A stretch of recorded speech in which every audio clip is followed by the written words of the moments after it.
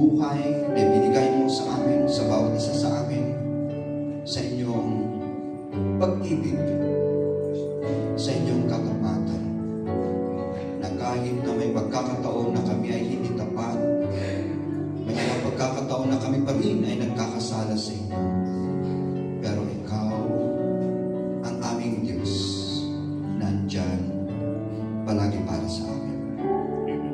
Kaya sa umagang ito, muli aming Panginoon, ihanda mo po ang bawat isa sa amin upang pag kami inyong kinausap, bukas ang aming puso't kaisipan, handa ang aming buong pagkatao na pakinggan ka, tanggapin ang mga katotohanan, at kami ay maturuan ayon sa inyong salita, ayon pa rin sa inyong mga katotohanan. Humihingi kami ng kapatawaran sa lahat ng aming pagkakasala. Patawarin mo po kami, linisin mo kami, pagpatuloy mo po na kami ay baguhin, lalo mo pagtibayin ang aming pananampalataya. Ikaw po ang gawin mo po kaming ganap na mananampalataya sa inyo. Banal na Espiritu, kausapin mo po ang bawat isa sa amin. Ikaw ang aming kailangan na magtuturo sa amin upang maintindihan namin ang gusto mong ituro sa amin ngayong umaga. Andito po kami, nagpapakumbaba na gusto at nanduan niyo ang kagalakan na makinig at magpaturo sa inyo. Salamat po dahil ito ay isang pribilegyo na kami ay andito bilang inyong mga anak na inyong kakausapin sa umaga ito. Ito ang aming panalangin sa pangalan ng aming Panginoong Jesus. Lahat po tayo ay magsabi. Amen. Bago po kayo umupo, dahil natatapos po yung ating fasting, prayer and fasting, kumustahin mo yung inyong katabi. Malakas pa ba yan?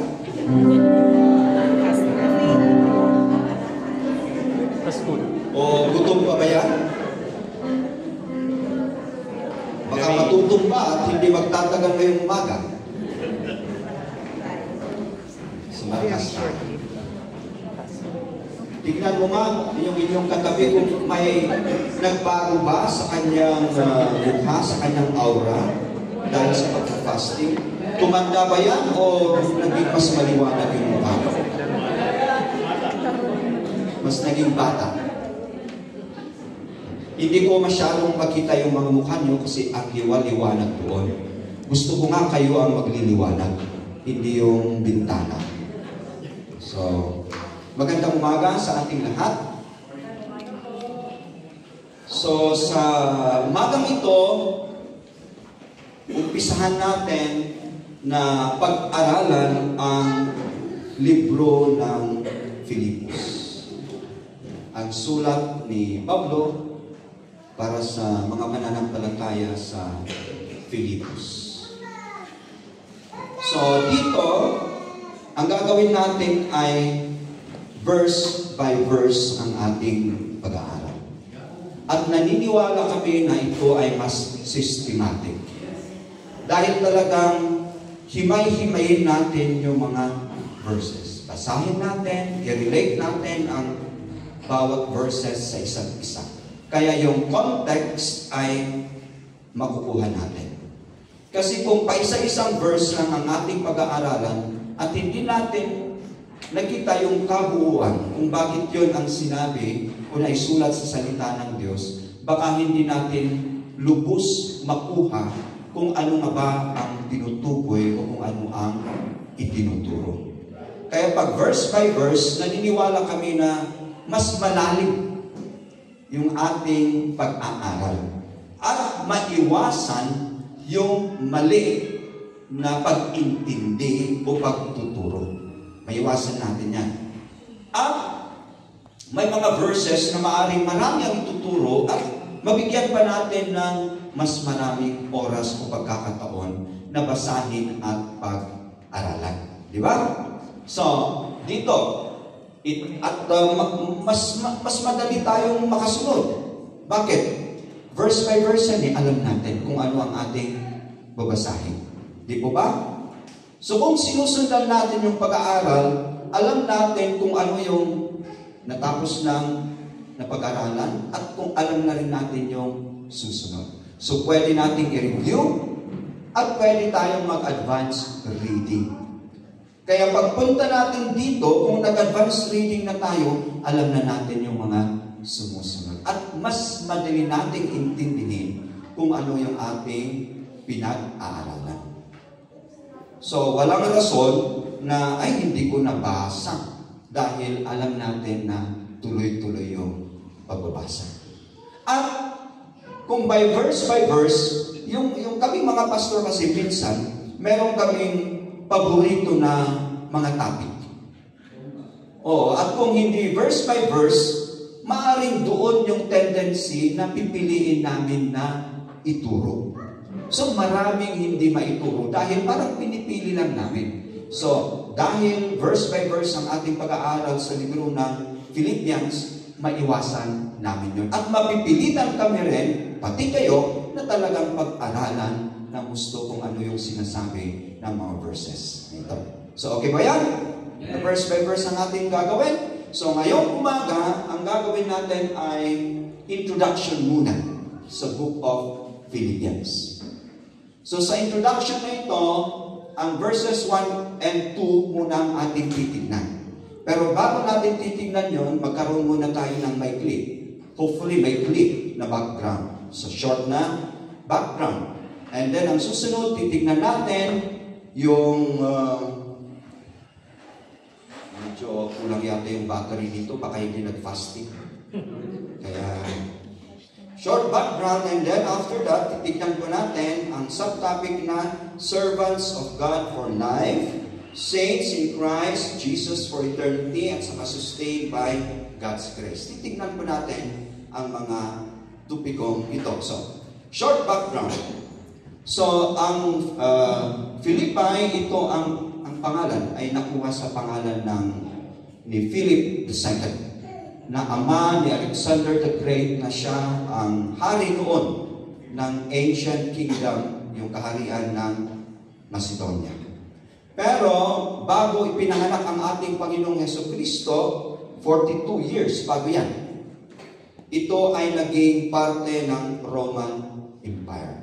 So ibig sabihin, noong kapanahunan ng ating Panginoong Hesukristo, Roman rule ang nandoon sa Israel, at pati na rin dito sa lugar na ito. Tinignan ko kung ano lang nangyari sa syudad na ito, pero parang na-preserve yata as an archaeological site. Pero ito ay nasa bansang Greece. Bansang Greece. Hindi ko alam kung sino ang nakapunta sa inyo sa Greece. Meron? Si Alice Greece. At nakita ang Philippi. Okay. Anyway, pag-pray natin, malay mo, baka mapuntahan natin ito. So yung iglesia sa Filipos, ito ay itinatag o naitatag noong pangalawang missionary journey ni Paul. Meron siya mga kasamahan, si Silas at si Timothy, ang kanyang naging kasama dito. So, around AD 50 or 51. So, yun, parang nakita natin sa ating research. So, ang nangyari dito, sa Acts 15, pagbasahin kasi natin, pumunta sina Paul at Barnabas sa Jerusalem. Dahil may mga nagtuturo na upang ang isa ay maligtas, ang isang requirement ay pagpapatuli. Circumcision. So pumunta sila, yung mga elders, yung council, sila ay nagtipon-tipon. So nag-testify sina Paul at Barnabas kung ano ang ginagawa ng Diyos sa mga Hintil. At doon na-realize ng mga elders, ng mga council na, ay, ganito na lang ang gagawin natin. Kaya gumawa sila ng sulat naka-address sa mga mananampalataya sa Antioch, Syria at Cilicia, na doon sinabi na hindi na kailangan ng pagtutuli, kundi ang gagawin nila ay iwasan nila yung mga naialay na mga pagkain, mga bagay-bagay sa Diyos-Diyosan. Iwasan nila ang dugo, iwasan nila yung mga pagkain na pinatay sa pagbibigti, strangle. Okay? At iwasan nila ang sexual immorality. At kung gagawin nila yon, okay sila. Yun ang sabi. So, dala-dala ni Paul, kasama ngayon si Barnabas, si Silas at si Judas at mga iba pa siguro na mga kasamahan. At sila mula sa East Jerusalem, pumunta sila sa Antioch. So, doon nag-minister sila. Ang problema, medyo may hindi nagkaintindihan sina Barnabas at Paul dahil gusto ni Barnabas na isama si John Mark. Sabi naman ni Paul ay hindi kasi iniwan tayo mo. So, ang nangyari, naghiwalay sina Paul at Barnabas. Si Barnabas at si John Mark, pumunta na nila sa ibang lugar, sa Cyprus yata. And then si Paul, kasama si Silas, pumunta sila sa Syria at sa Cilicia. Okay? And then from doon, pumunta sila sa Derbe at sa Lystra at doon nila nasalubong at nakilala ang nagngangalang Timothy. Hindi si Timothy Acuña. Okay? Timothy. So, yun. So, doon, maraming nagsasabi na si Timothy, ay, okay ito. Talagang lingkod ng Diyos ito. So, na-build up yung kanyang character. So, ang nangyari doon, nag-decide si Paul na isama si Timothy at sinircumcise siya. Okay? And then, sila ay pumunta. So, briefly lang yan. Basahin niyo ang Acts 16 at 15 at 16. Pumunta sila sa Phrygia at Galatia at doon, inisip nila na mag-evangelize, na ituro ang salita ng Diyos sa Asia. Pero sila ay pinigilan ng banal na spirito. So pumunta sila sa Mysia at doon na naman gusto nilang pumunta, yung mga red na yun, nilagyan ko ng red, sa Bithania. Pero muli, sabi ng banal na spirito, hindi kayo pupunta dyan. So pumunta sila sa Troas. At doon, nagkaroon ng vision si Paul. So, kinausap siya ng Diyos sa pamamagitan ng isang vision ng isang lalaki sa Macedonia na nagsasabing ito, kinote ko na lang, come over to Macedonia and help us. Come over to Macedonia and help us. So, klaro kay Paul na yan ay mensahe ng Diyos at pinapadala siya at ang kanyang kasamahan doon sa Macedonia. So, pumunta sila, naglayag sila hanggang sila ay dumating sa Philippi. So, ang Macedonia, ang Philippi ay nandoon sa region kingdom ng Macedonia. So, yun yung second missionary. Siyempre, nandoon pa yung mga ibang araw, hindi ko nang tinatch yan. So, tuloy-tuloy lang from Jerusalem hanggang sa Philippi. So, nakita ko rin sa ating pagbabasa na ang iglesia pala sa Philippi, yan ang first Christian church in Europe. Kita ba yan? First Christian church in Europe. So, sa December, may quiz para manalo kayo. What is the first Christian church that was established in Europe? Alam na yun, di ba? The church in Philippi. Yan yung first. At kahit na first yan, isa pang model na church. Makikita natin mamaya, naka-address yung sulat sa mga mananampalataya sa Filipos at sa kanilang overseer, bishop at mga deacon. So, makita natin organized yung church. Bukod dito, ay talagang nagipag-isa sila kay Paul para sa mission. At nagbibigay sila ng tulong kay Paul. Makikita rin natin sa pag-aaral natin ng buong librong ito. So, first church, organized at merong puso para sa mission. Kaya nga isang modelo na iglesia. Okay? So, paano na nag-umpisa na ma-establish ang iglesia na ito? Pagbasahin natin ang Acts 16, merong tatlo na ganap na yon ang naging parang umpisa para mabuo yung iglesia doon sa Filipos. May tatlo. So ang una, merong isang babae na nagngangalang Lydia. Okay, so sa mga bata, kung kayo mag-aasawa at magkakaroon ng anak na babae, magandang pangalan ng Lydia. Okay? Kasi yan ay ginamit ng Diyos bilang instrumento para may tayo ang iglesia doon sa first church, Christian church in Europe. So, maganda yung pangalan na Lydia. So, paano nangyari yung kanyang conversion? Ito yung parang palaging ginagawa nito, pag may pupuntahan siya na lugar, okay, sa kanyang pag-mission, pag Sabbath, pupunta siya sa sinagoga. Pero sa Philippi, walang sinagoga. Ibig sabihin nun, konti ang mga Hudyo. Parang may nabasa ako na at least 10 na mga Hudyo ang minimum na kailangan para mag-put up ng sinagoga. So parang hindi ko alam kung tama yung nabasa ko. Pero doon, wala. So, ang ginawa niya, pumunta siya sa tabing ilog. Kasi doon ang lugar kung saan nagtitipon-tipon yung mga nananalangin.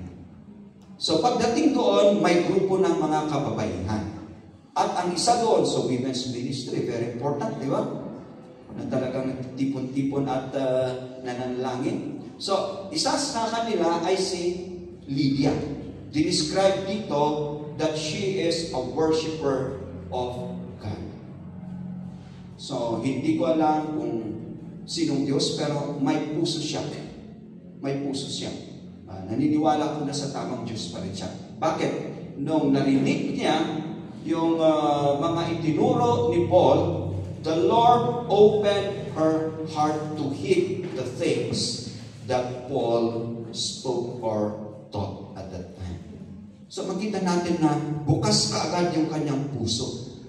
At dahil doon, sabi pa nga dito ay nabaptize siya at ang kanyang household. At pagkatapos nyon, siya pa ang nag-encourage kina Paul at yung mga kasamahan sa bahay una kayo tumira. So yun yung kanyang invitation. So nagkaroon sina Paul at kanyang kasamahan ng host. Di ba? Host family nung sila ay nasa Philippi. Okay.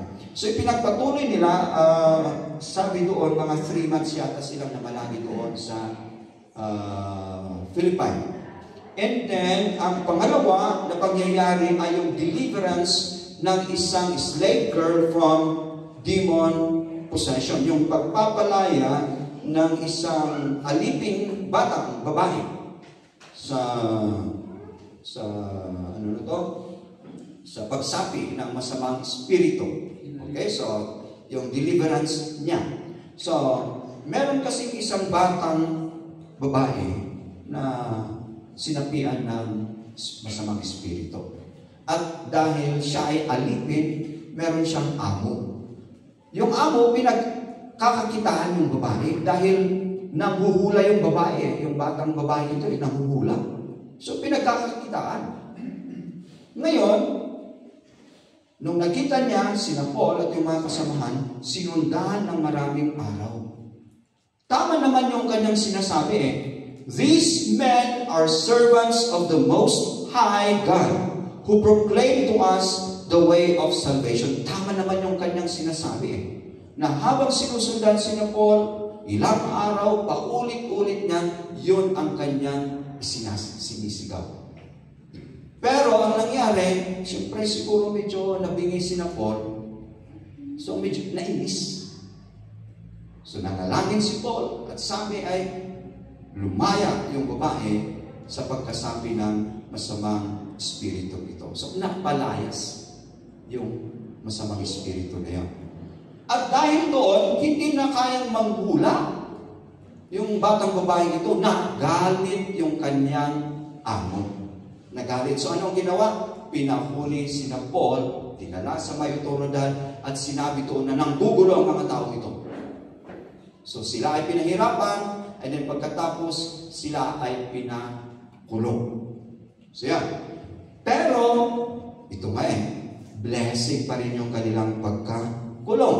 Dahil yung pangatlo na event na nangyari para, ano nangyari dito? Okay, the most. Yung pangatlong event, ito, salvation of the Philippian jailer. So yung gwardiya nila ay nasave. Paano nangyari ito? Ganito naman ang nangyari. Habang kumakanta na, pupuri sina Paul, hating gabi, nagkaroon ng lindol. Nagkaroon ng lindol. So nabuksan yung mga pintuan ng mga kulungan. Yung kanilang mga kadena ay natanggal. So nung nagising yung gwardiya, sabi, akala niya tumakas lahat yung mga preso. At syempre, pag tumakas lahat, talagang mananagot siya. Kaya, kinuha niya yung kanyang espada, magsusuicide sana siya. Pero sabi ni Paul, ito yung sinabi, ano doon? Do yourself no harm, for we are all here. Wag mong gawin yan. Andito kami. Sabi niya. So, ginawa ng gwardiya na ito, kumuha ng ilaw, tinignan ko nga, ang doon sila. Pero tignan nyo yung kanyang katanungan kina Paul. Basahin natin. Sirs, what must I do to be saved? Mga Ginoo, ano ang aking gagawin para ako ay maligtas? Noon ba, tinanong din ninyo yan sa inyong sarili kung paano kayo maligtas? Kung hindi man ninyo natanong, at least merong nakapagsabi sa atin. Di ba ba? Merong nakapagsabi sa atin. Pero yun yung tanong. So ang nangyari, sabi ni Paul, believe on the Lord Jesus Christ, you will be saved, you and your household. So, nangyari, itinuro ni Paul ang mabuting balita. Tinanggap ng Philippian jailer na ito, pati yung membro ng kanyang pamilya, at sila ay nabaptize. So, itong tatlo na event na ito,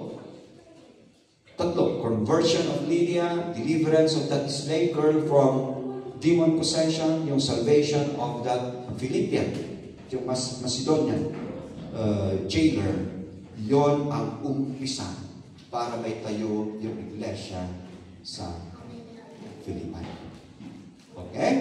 So,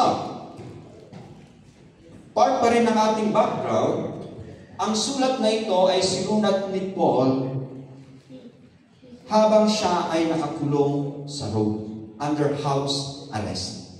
Pero may kadena yung kanyang paa, ay nakakadena pa sa isang gwardiya pero naka-house arrest. So, ibig sabihin yan, pwede siyang mabisita. Every now and then ang kanyang mga bisita. Yung pagkasulat ay AD 60 to 61. Ibig sabihin, around 10 years pagkatapos yung kanyang first visit sa Philippi. Di ba? 50 to 51 and then 60 to 61. So around 10 years. At sabi rin doon, maaring mga 30 years pagkatapos yung resurrection ng ating Panginoong Jesus. Yan. So, ang libro, ang letter of Paul to the Philippians ay isa sa tinatawag na mga prison epistles o prison letters. 4 yan. So, yung tatlo pa, nakasulat dito, Ephesians, Colossians, at saka yung Philemon. Ibig sabihin, ang mga sulat na ito ay ginawa ni Paul habang siya ay nakakulong. So itong sulat ni Paul para sa mga Filipos, ito ay hinand-carry ni Epaphroditus. Si Epaphroditus na ito ay isa sa mga mananampalataya sa Philippi at siya ang nagdala sa kanilang tulong financial kay Paul doon sa Rome. So binisita niya si Paul habang si Paul ay nakakulong at ibinigay yung kanilang tulong. Kaya lang nagkasakit si Epaphroditus. So medyo na-delay yung kanyang pagbabalik, pag-uwi. Pero siya ang nag-hand carry. So dito sa sulat na ito, ang isa na sinabi ni Paul ay pinasalamatan niya ang Philippian church dahil nga sa kanilang tulong, sa kanilang partnership sa pagpapalaganap ng mabuting balita. Kasi sabi natin, modelong church itong nasa Philippi.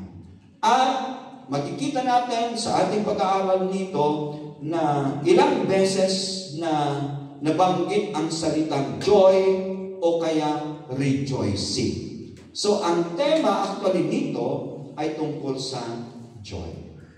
So, meron bang dahilan para kayo ay malungkot? May mga pagkakataon ba na talagang malungkot kayo, nasasaktan kayo dahil sa situation? Basahin natin. Pag-aralan natin ang Philippians. Dahil ang tema nito ay tungkol sa kagalakan. Okay? Parang hindi kayo excited. Joy? Lalo-lalo na sa mga panahon na ito, ang daming problema, ang daming pangyayari, ang dami nating question. Bakit kaya nangyayari yun sa California? Bakit kaya ang daming graft and corruption dito? Maraming katanungan. Ang daming drugs, ang daming naa-addict sa mga... So, yung mga iba, maaaring dahil sa kanilang sitwasyon na mahirap, parang ang ginagamit nila para makahanap sila ng parang contentment o kagalakan, nagdrodroga sila, umiinom sila, mga vices, na akala nila yan ang magbibigay ng tamang kagalakan. Pero mali. Ito, basahin natin ang libro ng Philippians at makikita natin kung paano nga tayo magkaroon ng totoong kagalakan. So,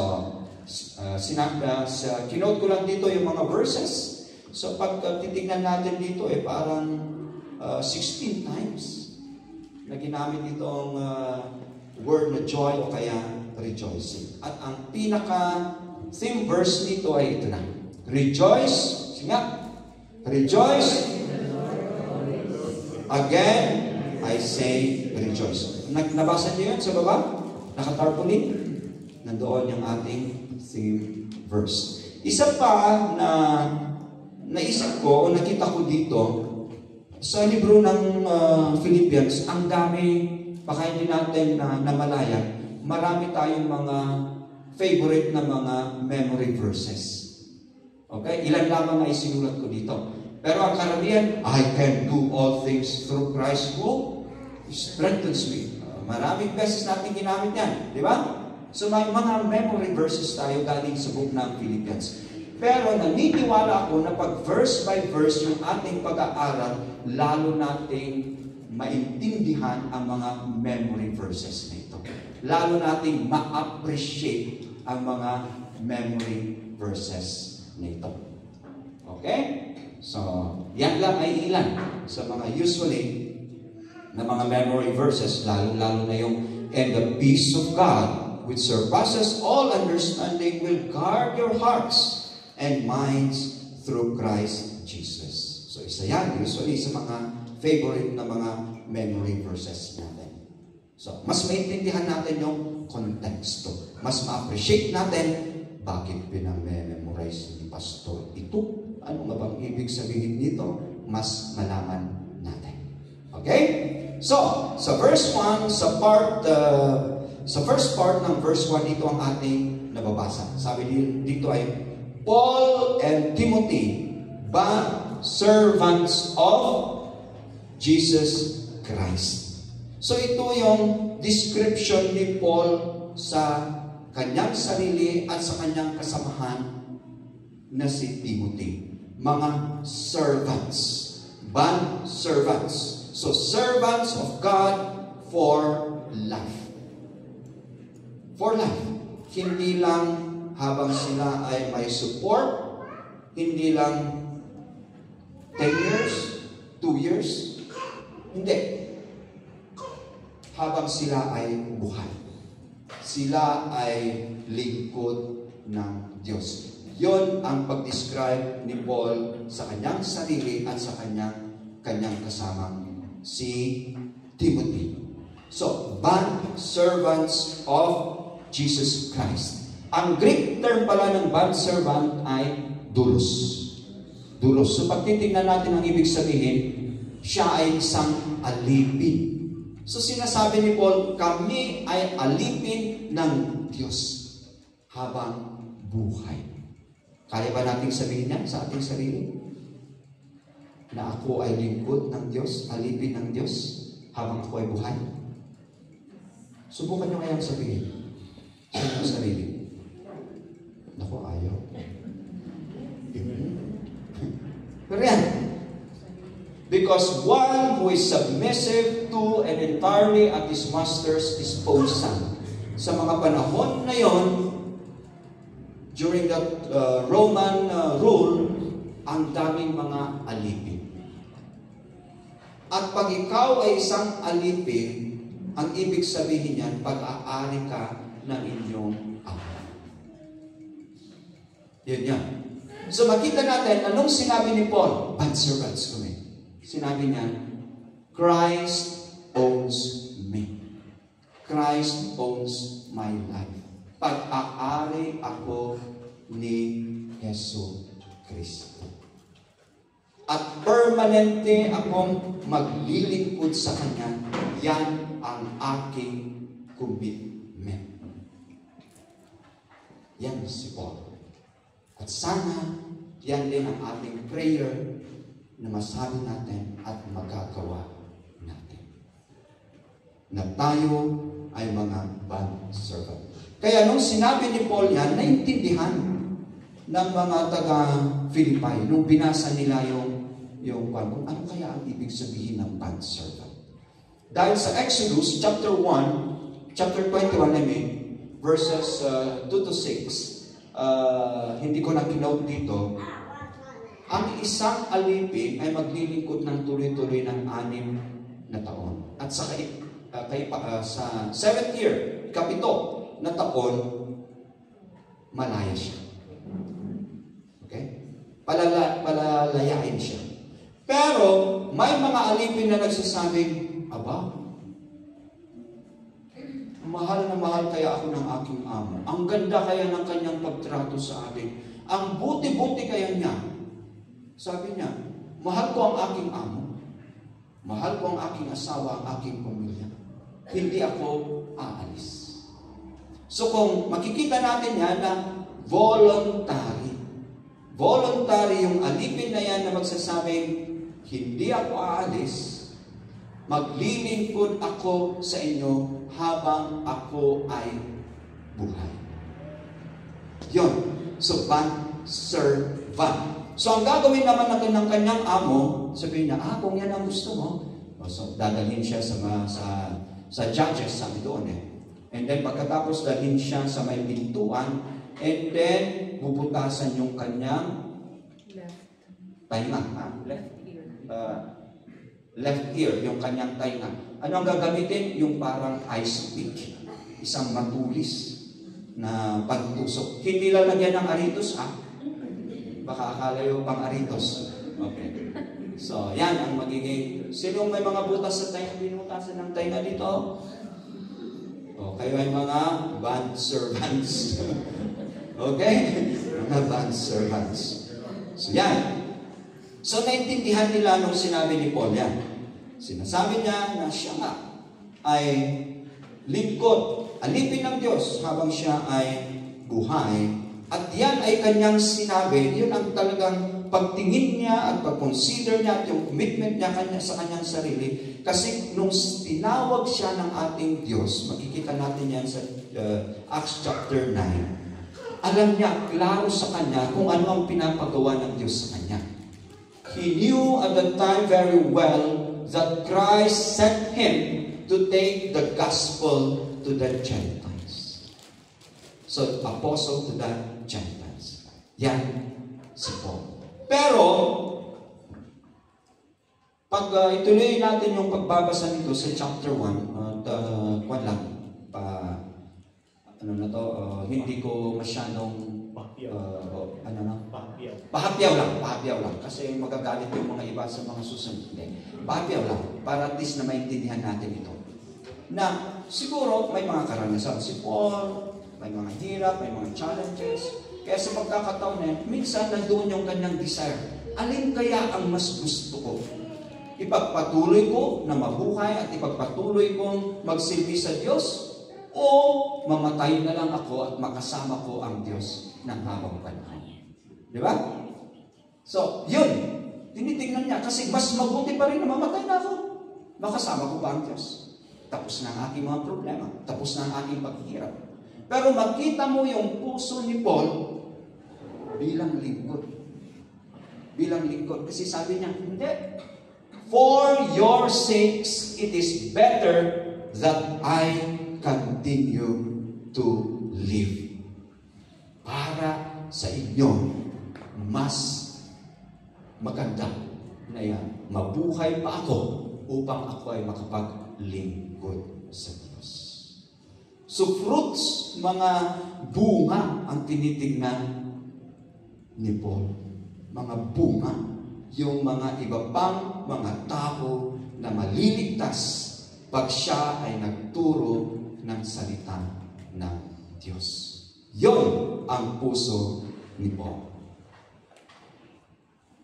Hindi lang si Paul ang mga tinawag na mga servants o bad servants. Sa Old Testament, meron din. Sila ay mga tinawag na servants of the Lord. Kagaya ni Abraham, ni Joshua, ni David, ni Isaiah. Sa New Testament, pati sina James, sina Peter, sina Jude, sabi rin nila, sila ay bad servants ng ating Panginoong Yesu Cristo. So, hindi lang si Paul, marami pa. Ang nagsabi, kami ay lingkod ng Diyos ng habang kami ay buhay. Ngayon, ang sabi dito na sa Matthew 6:26, 6:24.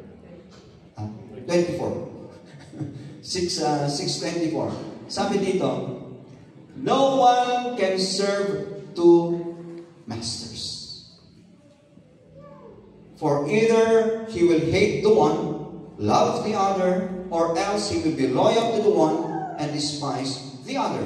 You cannot serve God and mammon. Mammon ay wealth.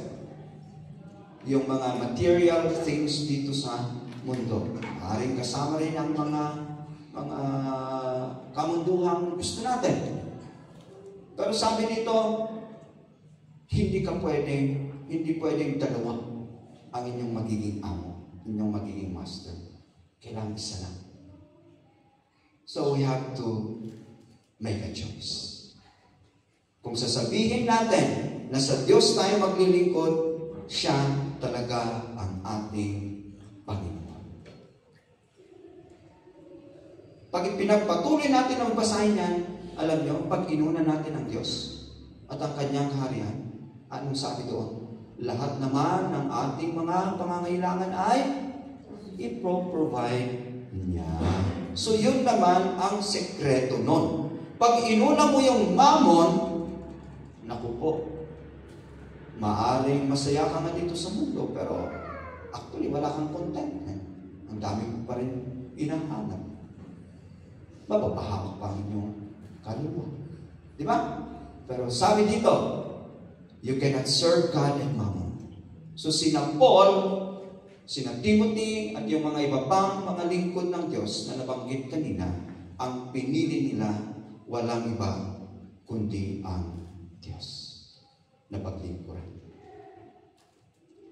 Meron yung pagkakataon, pagbasahin natin ang Mark chapter 9 verse 35. Actually, yung mga iba pang mga verses. Pag binasa natin yan, yung mga alagad ng ating Panginoong Hesukristo, sila ay nag-usap-usap at nagkaroon ng debate.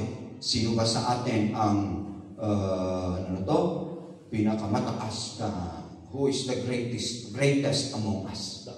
Pinakadakila sa atin. So yun ang kanilang pinag-uusapan. Sino ba sa atin ang pinakadakila? So, narinig ng ating Panginoong Hesukristo yan, tinawag sila. At binanggit doon na kung gusto mo na ikaw ang pinakadakila, kung gusto mo na ikaw ang una, kailangan ikaw ay nasa hulihan at pagsilbihan mo ang lahat. You have to be the servants of all. So gusto mong maging dakila? Maging lingkod ka ng Diyos. Kaya naniniwala ko na being a bondservant of God is the greatest and the most honorable vocation. Gusto nyo na kayo ang pinakadakila? Na maging dakila kayo? Sino may gusto? Aray ko. Wala yata. Ayaw maglingkod sa Diyos. We must be servants of all. Servants of God. So yan ang pinaka-honorable. Yan pala ang greatest. Pinaka-dakila na vocation. Ayon sa ating Panginoong Jesus. Kala ko nga ang pag-aabogado hindi pala mali. Paglilingkod pa rin sa Diyos. So sabihin mo sa inyong katabi, gusto mong maging dakila? Maglingkod ka sa Diyos. Gusto mong maging una sa lahat? Maglingkod ka sa Diyos.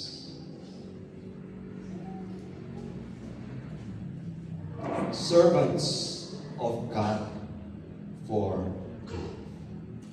Pangalawa, sabi dito, so yung sulat na ito in-address ni Paul sa to all the saints in Christ Jesus who are in Philippi with the bishops and deacons. Sa mga ibang translation, yung mga bishop, yung bishop ay na-translate na overseer, yung taga-alaga. At yung mga deacon ay yung mga naglilingkod sa Diyos sa mga habang sila ay nandoon sa simbahan. So mga church workers. Okay, so lahat yan, whether bishop, deacon, at yung mga membro, lahat sila ay saints. Sabi dito, to all the saints. So titingnan natin, sino nga ba ang mga saint na ito? Saints in Christ Jesus for eternity. Ang Greek word naman ng saint ay hagios. Hagios. Ibig sabihin, consecrated to God, sanctified, holy, sacred, pious. So, ito yung set apart. Separated, sanctified for God. Para sa Diyos, sa Panginoon, at para magsilbi pa rin sa Kanya. So, naka-set apart yan.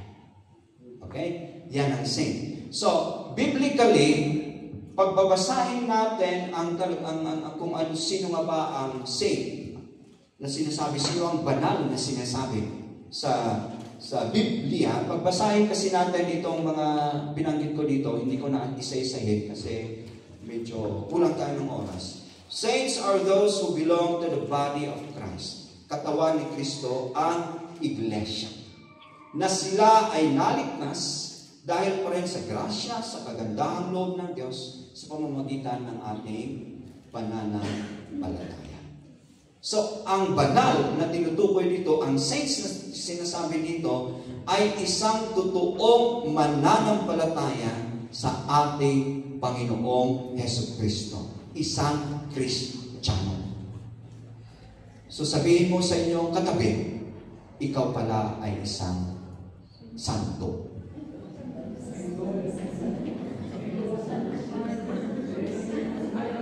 Saint ka pala. Parang ayaw, di ba?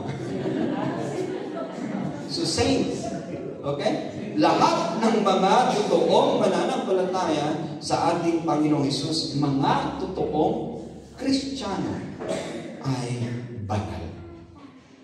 Banal. Dahil tayo ay pinabanal ng ating Panginoong Hesus, ng ating Diyos. So makita natin, hindi sa ating sariling kakayahan, hindi sa ating mga gawa, kaya tayo ay naging banal. Grace through faith. We have been saved, and being saved, tayo ay considered na saints. Okay? So, ang maganda dito, yung ating pagiging banal ay hindi lang para sa mundong ito, para titignan lang ng tao na, uy, okay ka, banal ka, napakabuti mo, nakakabait mo. Bagong-bago na yung inyong pag-uugali. Hindi lang pang mundo yan, kundi pang eternity. Sabi nga dito konti lang ng mga verses, dalawa lang. Pag titingnan natin dito, he who believes in the Son has everlasting life. He who believes in the Son. If you believe in the Son, you are a saint and you have everlasting life. And he who does not believe in the Son shall not see life. Walang buhay yung hindi mananampalataya, naniniwala sa ating Panginoong Jesucristo, but the wrath of God, mapapunish yan. Abides on him. Most assuredly I say to you, he who believes in me has everlasting life. So dahil sa ating pananampalataya sa ating Panginoong Jesucristo, kasama yan kung ano yung kanyang ginawa para sa atin, para tayo matubos sa ating kasalanan. Lahat ng tungkol sa ating Panginoong Jesucristo, yung kanyang ginawa para sa atin, pag mananampalataya tayo sa kanya, tayo ay mga banal at tayo ay may buhay na walang hanggan. So it is for eternity. Maring sabihin nyo, pero nagkakasala pa naman ako. Totoo. Lahat naman tayo, meron pa rin mga kahinaan. Pero salamat, ligtas. Di ba ba? Ligtas tayo.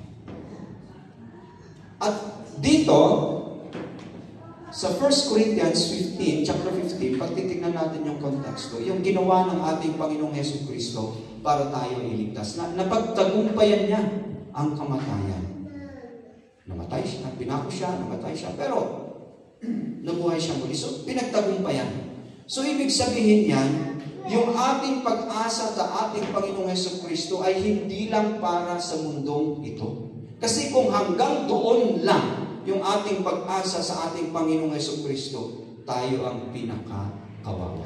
Pagtatawanan tayo ng tao. Di po ba?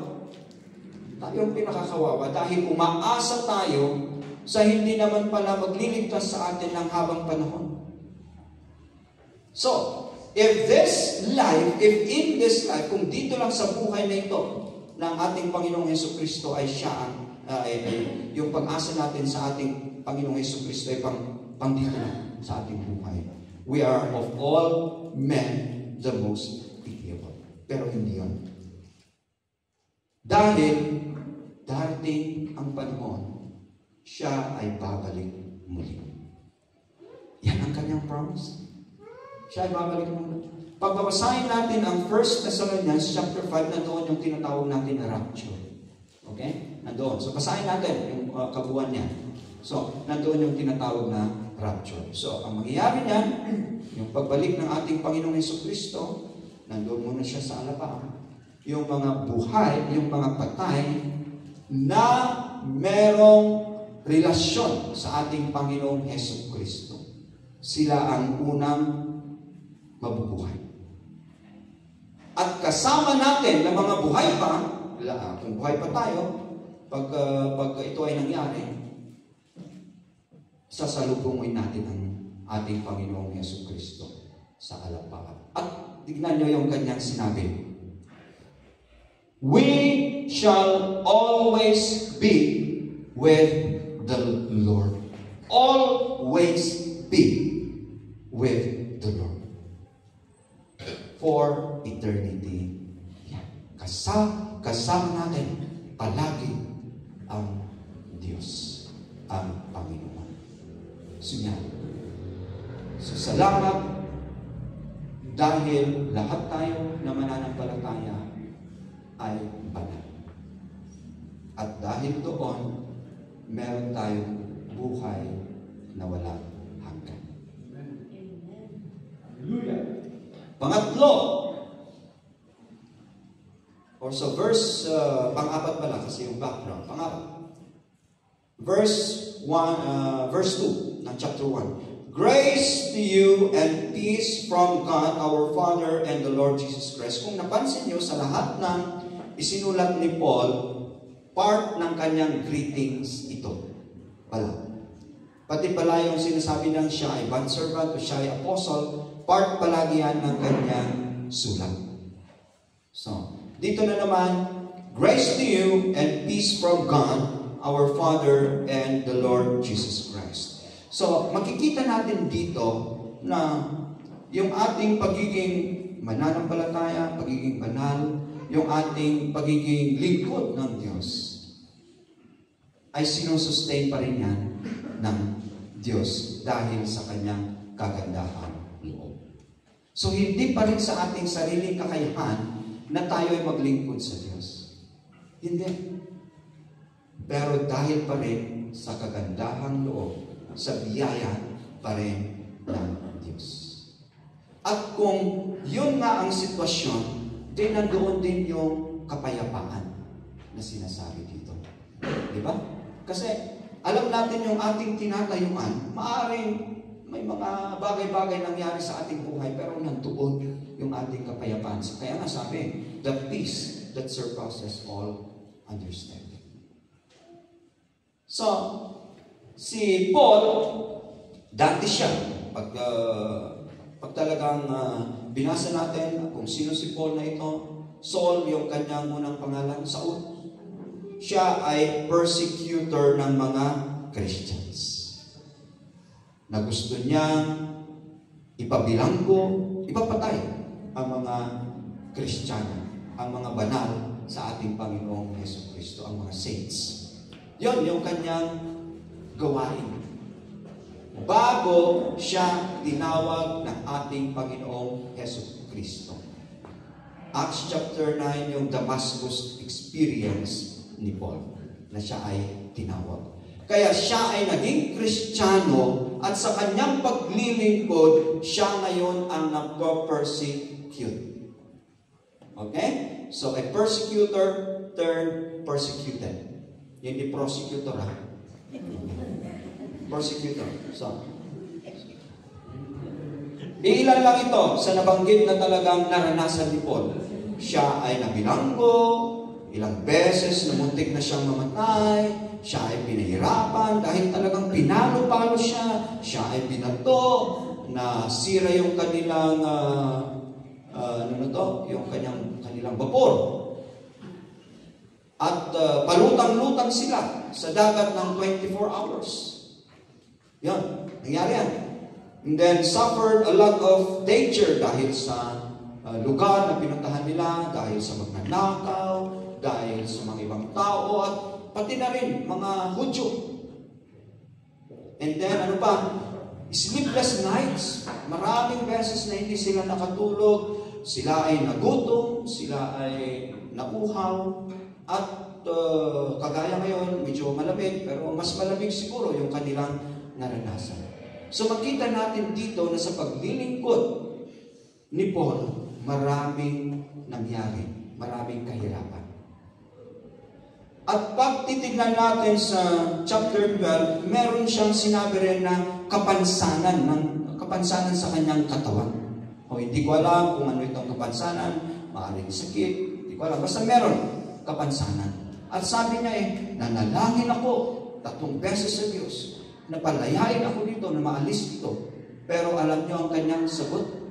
Ito, ang kanyang sagot. Sabi niya my grace is sufficient for you. For my strength is made perfect in weakness.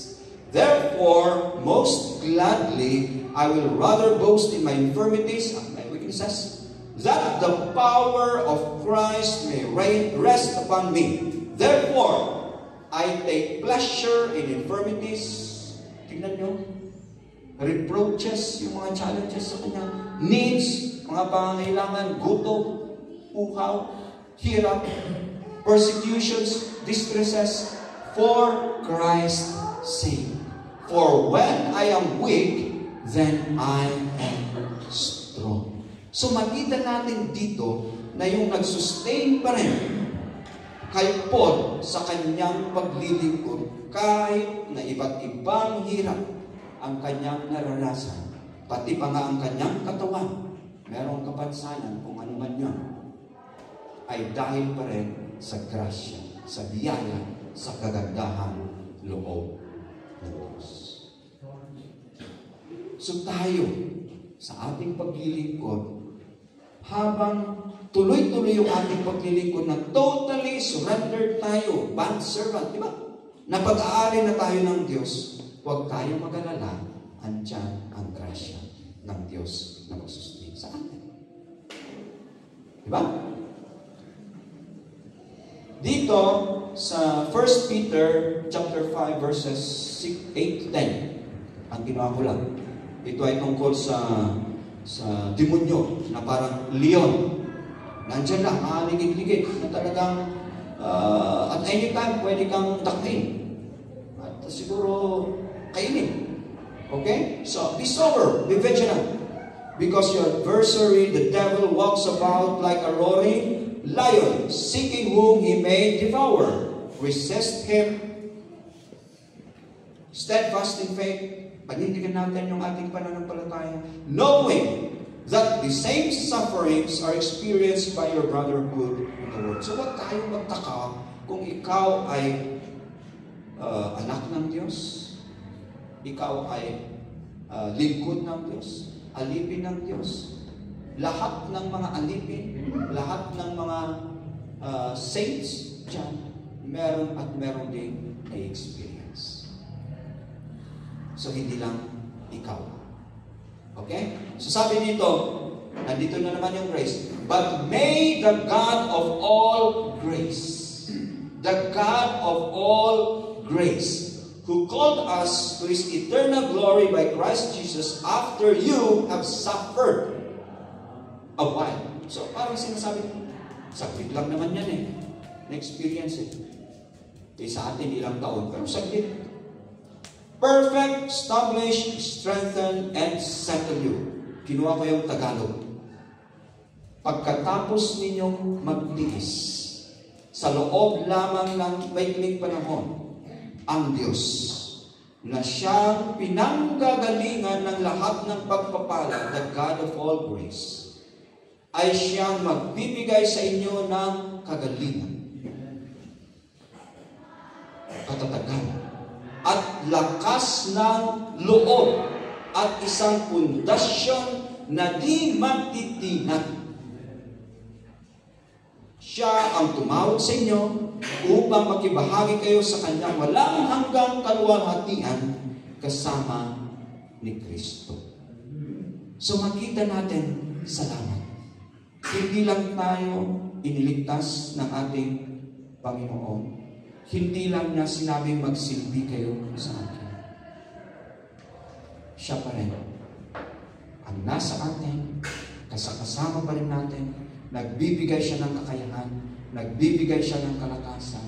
Siya pa rin ang nagkagay para magawa pa rin natin yung dapat natin gawin.